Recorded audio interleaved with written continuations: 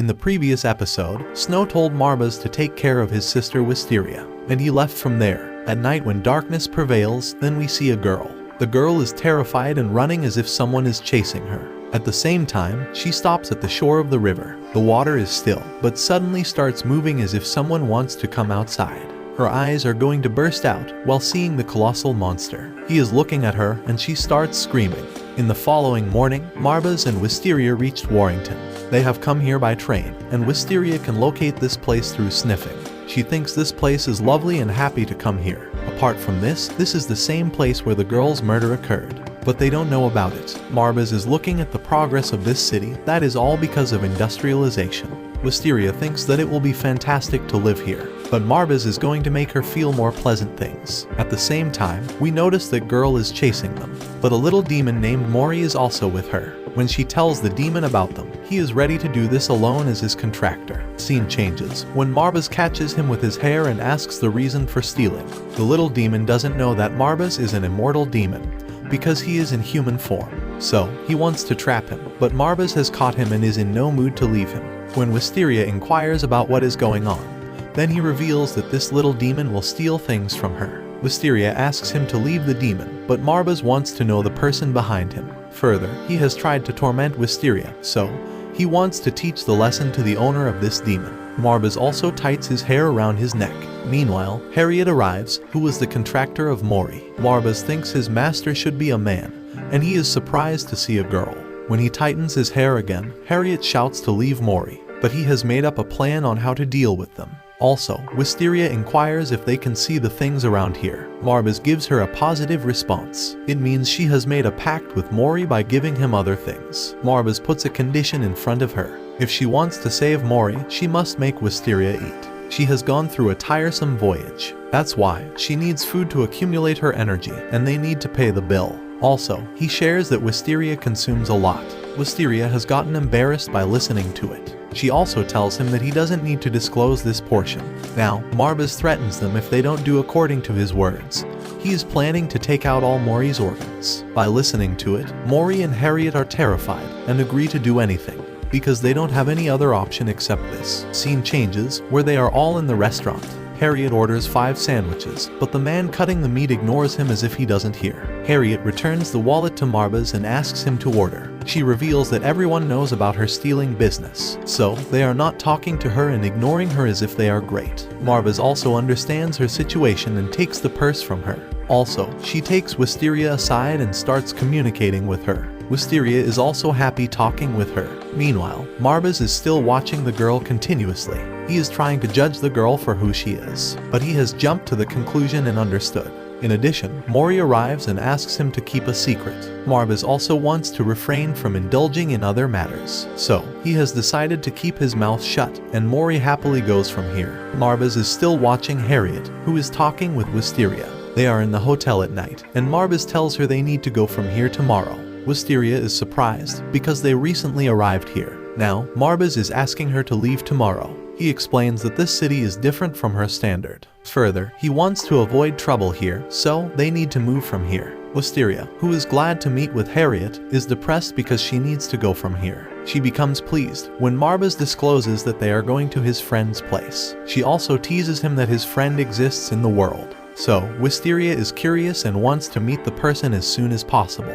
At the same time, we look at Mori, who has heard that they are moving. Mori's eyes start shining, and he plans to let them move from here. The following morning, Marbas is reading the newspaper that reveals the incident of murder near the river. In the meantime, Wisteria has also arrived, and Marbas is about to stand to move. At the same time, he feels that his back has freezed, even though he cannot move. And that is all happening because he is turning into a human after a long time. Wisteria is so much concerned about him and wants to do something. She tells him that we should move tomorrow. In this condition, they can't go. Wisteria's stomach also demands food, but she tries to ignore it. She says that she will not die if she will not eat today. As they are talking, then Mori and Harriet arrive. They came here with them, but Marbas is not lenient with them.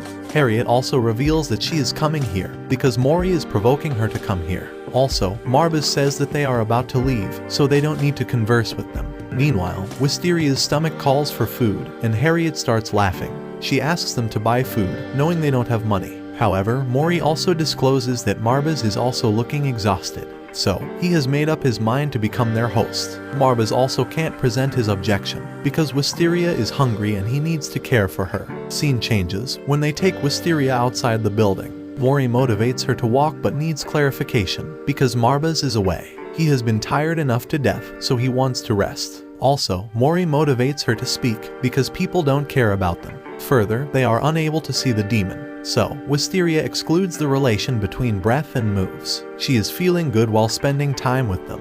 Wisteria has also made up her mind to reveal what things she is facing. Aside from this, she is going outside first time without Marbaz after the pact with her eyes. Scene changes to the past, where Marbaz is threatening them. If something happened to Wisteria, then he would kill them. They also have terrified by listening to it and call him a monster. In addition, he binds his red hair with her finger. If something happens to her, he will learn about it. Scene jumps to the present, where they take her to multiple places. She takes her to the museum and park, where she enjoys the flower fragrance. Harriet also brings food for her, and Wisteria enjoys their company. After that, they take her to the river where the murders have occurred. But she needs to be made aware of it, and Harriet apologizes for taking her here. But Mori wants to take her to the river. Wisteria shows that it's normal, but she knows Marbaz will be angry. They start talking, and Harriet reveals her happiness by talking with her. Also, Wisteria inquires about how she has made pact with Mori. She reveals that she is used to stealing things after her parents' death. She is doing the pickpocket job to live life, because without money no one can survive. One day, when she robbed someone's money, the owner knew about the robbery. He locates her and beats her bitterly. At the same time, Mori arrives and they make a pact. She has decided to give her soul when she dies, and he will help her steal things. Now, Mori always helps her to rob things, and she likes him. If Mori will not help at this critical time, she is sure she will die. Wisteria thinks about how much their story is similar. She has also led a miserable life. After that, Marbaz arrives in her life and saves her from all the trouble. However, she comes out of her thoughts when Harriet tells Mori to return. She knows that if they don't take her back, Marbaz will kill them. But Mori has taken her with evil planning. So, he asks her to leave Wisteria here and Marbaz will take her with him. Harriet is unable to understand what he is saying to her. She is not ready to leave Wisteria behind. Also, he tries to make her understand that someone is locating her. So, they need to go from here as soon as possible. Meanwhile, the water starts moving, and the monster appears. Monster is happy, because he has found the girl he is searching for. But Harriet is unable to understand what is going on. At the same time, Marbaz also understood that Wisteria is in trouble. The hair that Marbaz bonds starts shining. So, he wakes up from the couch and runs to help her. The monster is also about to catch Harriet, but a bullet refrains the monster from approaching her. So, monster is unable to accomplish his task. Also, two strange personalities, who are knights from the Sword Cross Knight, introduce themselves. They have also known that this monster is the root of murders in the city. Both are confident that they will knock the beast down.